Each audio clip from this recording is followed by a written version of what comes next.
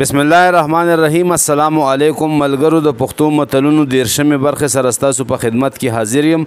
راځئ چې یو څو متلونه درته ووایم.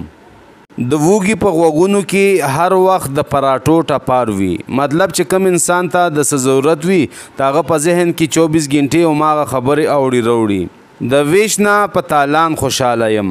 مطلب په خپله ګټه او تاوان باندې نه سړی او وایي چې بس راشه ډوبي نو سم ډوب شه.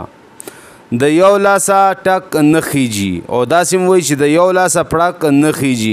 مطلب مینا محبت قرباني مدد دا دواړه طرفه کار دی. مطلب یو کس د قرباني ورکړي او د بل اړخه نه وي نو داسې ټول عمر دپاره نه چلی.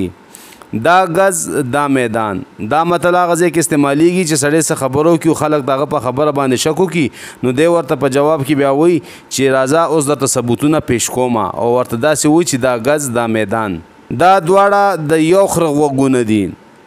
داسې مه وایه چې زه یم داسې به شي لکه چې زه یم. داسې وکړه چې نه سیخ وسوځي نه کباب. دروغ خو د چا د پلار میراث نه دی.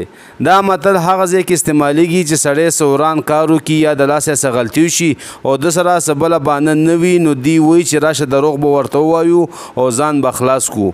خو بل ځای ورپسې داسې وایي چې دروغ د ایمان زیان دی او داسې هم وایي چې دروغجن د خدای دشمن دی. دریاب د سپي په خوله نه مرداریږي.